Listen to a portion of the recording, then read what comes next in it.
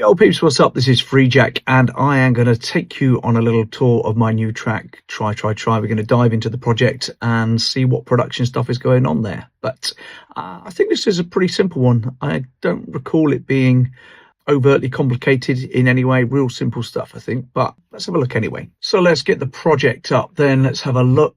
Here it is. Fairly simple project. Not a lot going on in this one. So let's just have a look what we got here then. Let's have a play.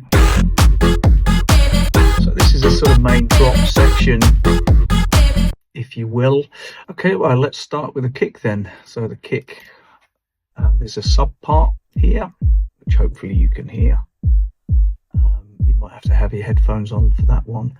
And then there's a higher end part, a bit more aggressive.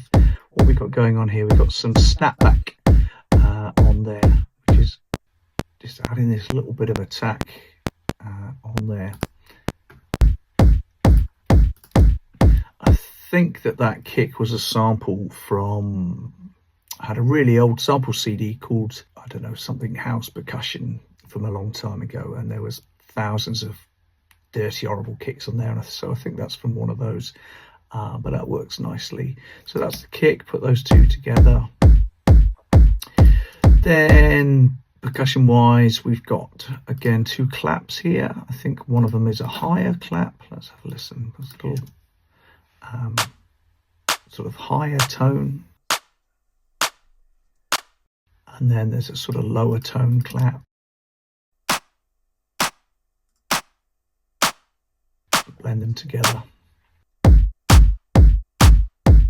Nice and chunky, solid, good solid bass there. Not bass as in B-A-S-S, bass as in B-A-S-E. So what other percussion have we got going on here? There is, let's just have a look at these bit by bit. There's an 808 hat there. There is a thicker hat.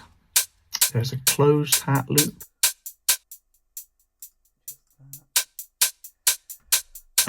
Put in our two claps, and then we've got a ride cymbal. For some reason doesn't want to. Oh, it's muted. That's why. And then that is not far off all the percussion, really. Let's have a look. That's all going in a bus together. So that goes into, well, let's come back and look at mixing it. Oh no, let's look at mixing now. So it's all going in this drum bus together. I've got the G bus compressor, which is doing like nothing there. Perhaps I should. I never have it doing much more than a couple of dB, but this one seems to be doing nothing for some reason. But it will be making up a little bit of volume, a little bit of gain. We have some bloom, which is this EQ for overheads. It's what sort of giving it a little bit of EQ on the splash, if you will. Some flat line, which is just taking the tops off different bits of drums here as it goes through. This is just a clipper, not doing a lot. It's just taking the tops off these claps, and then a little bit of a little bit of Pro Q3 to make up this sort of, see this little gap here? So we've got a little lift there to try and even that out a bit. That's it really, not a lot going on there drum wise. Real simple drums, but they do work together. Give you that nice chunky sound. So what do we got next then? Bass. We got two different basses here. We've got a sort of subbier end of the bass. Got this sort of lower bass, which is from Serum. Big filter there, and you can see that there's a filter on the EQ as well, taking the top end off. And a bit of kickstart just to pump that in and out a little bit. You can see it's running on an 8th note, so a little bit of kickstart for that. Then there is this noise that I've called dumper, which I think is just a sample from somewhere. It's just this. I think that's probably from Splice. Yeah, it's from a loop of some kind. just blends nicely with those, and the kick. Give you that bit of energy. Like I said, there's not a lot going on in here. Let's have a look at some of the effects. We've got all your sort of usual build-up effects, all your whooshes, and we've got this quite interesting drone going on here, which is just a sample of a stab, but I've got the last bit just looped there, just to create that drone. It's a subtle effect, but it's nice in the background. Let's just turn the vocals off for a second. It's just there creating a vibe. Synth noise. And I think that is lifted straight from Splice, actually. I don't think I did anything to that. I think that is just literally, yeah, just put a bit of reverb on it. Oh, not even any reverb on there. That, I think the reverb builds, yeah, you can see they use the reverb here too. Just sort of for those sort of things. And again, there's a bit of EQ, but that EQ is not doing anything. It's just for the filter and stuff. As we filter that in and out here, you'll see that the, let's open that up again. You can see here, you've got this reverb coming down and the filter coming up to create that sort of thing. So that is that. What else have we got going on? I think the rest is pretty much vocals. There's this stab here, which again I believe is just a sample straight from Splice. Yeah, it's just that. Done nothing to that. That is bone dry. I love it when I don't do things. We got some little chipmunks. Just a little something. So yeah, it's mainly Marte's voice that does all of the heavy lifting in this. So that's Marte Mackenzie. She's vocalist. She used to be in the Urban Cookie Collective back in the day. You might remember their Key the Secret records. She is also in the West End Theatre. I'm not sure which character she plays, but she plays one of the characters in The Lion King in London on the West End Theatre. One of the lead characters there. So she is a very, very talented woman, not to say a lovely, delightful human being as well. She really is. One of life's good eggs, a rare find these days. So big up Marte. So Marte has done us proud here. I wanted a sort of an original sort of late 80s, early 90s US Chicago hip house, think Salt and Pepper, Moni Love, that sort of thing. And that's what I was chasing here. And well, Marte delivers. Try my music, baby. I got it going on. Pump it up, it's going on. Try. Two parts to this, her lead vocal. Try my music. And then a backing. Try my music. Just to get that little bit of stereo spread there. Try my music, baby. But this is a very linear track. There's not much fancy production going on. There's no big spatial things. I tried to keep it deliberately flat and linear, so it had a underproduced feel that you might get from the 80s. So that's what I've tried to do with Marte there. One of the interesting bits, I guess, is the drop section here.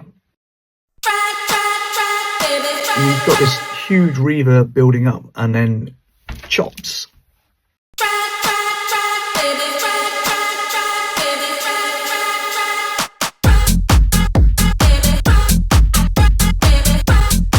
And so all I did there is I've got Marte's vocal here. Let's just and we're peeling that reverb on. But what I've done is I've taken a bounce out here. I think it was. Let's have a look. Hang on. Here I've bounced out. I'll put that back in place. The entire vocal with that reverb on, and then I've gone back in you'll see here that I've chopped it up and I've put it up here above. So that vocal there is got that big reverb imprinted on it, but then I chop it into individual parts, and that gives us this sort of choppiness. That's how I sort of achieved that, which is quite nice. I personally, I really like that.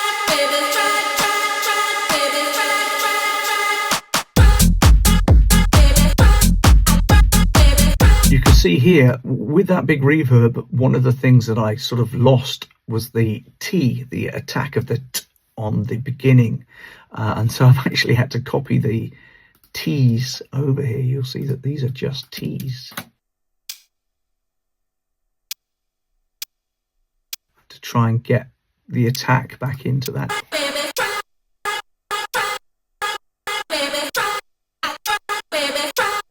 To get a little bit more attacking. Not ideal, but it does the job. And there's not a lot else. The rest is just some sort of choppy uppy bits here.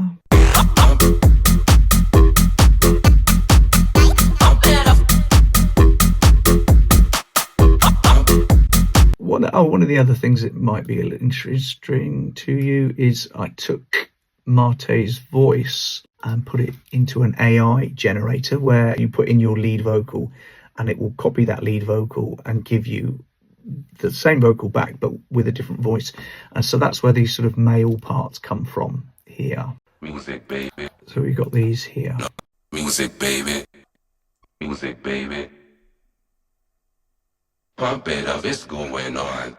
So they were done with an AI voice changer thing. And that, my lovelies, is pretty much it with this project. And we can have a look at, I don't think there's anything fancy anywhere here. The bass and that is just a little bit of EQing and some filters and stuff. The vocals, again, let's have a look here what we've got going on. We've got some bloom, it's correcting our EQ our dynamics a little. We've got some flat line on there as well. Try my music, baby. I got it going on. Pump it up. It's chopping right into the top of those dynamics there. Bit of EQ. try my Trying to music, tame baby. some of these. I got it going. You see the try. Try my music, baby. So a little bit of EQ there, chopping into some bits and It's going on.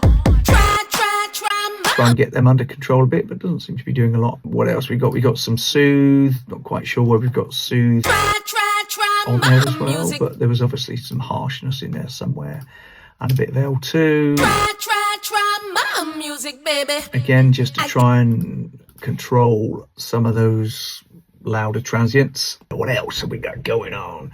There's not a lot really. You've seen the drums, there's nothing on the bass, that's the vocal, the rest is just the rest really.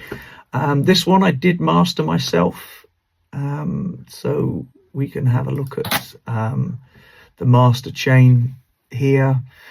Got a little bit of gain reduction just to bring it was obviously getting a little bit loud, so bring it down a little bit. So we got some Try loud bit, shall we? So some of the G-Bus compressor from Solid State, which I love, absolutely love that. Again, some more bloom. We've got this EDM master here, which is, working some EQ, but also some dynamic as well. Some of the, a little bit of soft clip there. I use Ozone 10, so a little bit of this EQ match. I don't know what I used for the reference on that one, couldn't tell you, but it would have been something similar, chunky, Porsa, Sosa, something like that, I would think. A little bit of dynamic on there, not a lot going on the maximizer on the end, but that is because I use this. I love the sound of this flat line.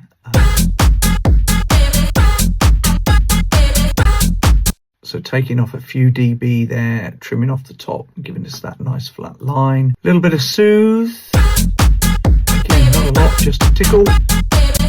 You'll notice with most of my productions that a lot of the stuff is doing next to nothing. It's just tiny 1 and 2 dB reductions here and there, or boosts here and there, because so much more of that will come through during the mastering process. So I don't try to go overkill with big EQs. I try not to.